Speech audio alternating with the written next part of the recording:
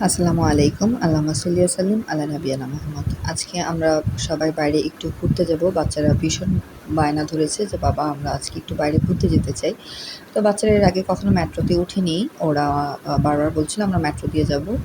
তো বাচ্চাদের কথা ভেবে আমরা মেট্রোর জন্যই প্রিপারেশন নিলাম। অ্যান্ড দেন মেট্রোর টিকিট কেটে ফেলল ওর বাবা। এখন আমরা মেট্রোর জন্য উপর দিকে উঠছি। তো পেছন থেকে ওর বাবা খুব প্যান, প্যান, ঘ্যান, ঘ্যান করছিল। আমি আবার আমার চোখগুলো বড়, বড় করে ওকে চুপ করিয়ে দিলাম। কারণ পাবলিক প্লেসে তো আর বলতে পারব না, "এই চুপ থাকো।" তো এইজন্য চোখগুলো বড় করে তাকে চুপ করে দিলাম।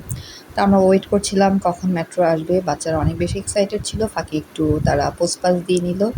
পোজ পাস দিতে, দিতেই চলে এসেছে মেট্রো। তো আমরা সবাই মেট্রো আসার পর উঠে গেলাম। আমরা সিট পেয়ে গেলেও ইয়াসফির বাবা সিট পায়নি। তো ইয়াসফির বাবা ওমরকে নিয়ে দাঁড়িয়ে, দাঁড়িয়ে যাচ্ছিল। অন দ্য ওয়ে আমরা চলে আসলাম আমাদের গন্তব্যে শপিংয়ে। তারপর আমরা এখানে অনেক আ এনজয় করলাম, খাওয়া-দাওয়া করলাম, কোয়ালিটি টাইম স্পেন্ড করলাম, ঘোরাঘুরি করলাম। তারপর কিছু শপিংও সেরে নিলাম, কিছু কসমেটিক আইটেম আরও অন্যান্য কিছু।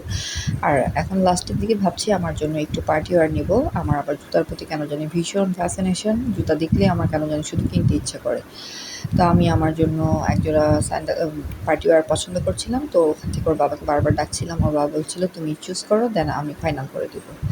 তারপর শপিং শেষে এই জুতাটা নিয়ে বাসায় চলে আসলাম। আল্লাহ হাফেজ।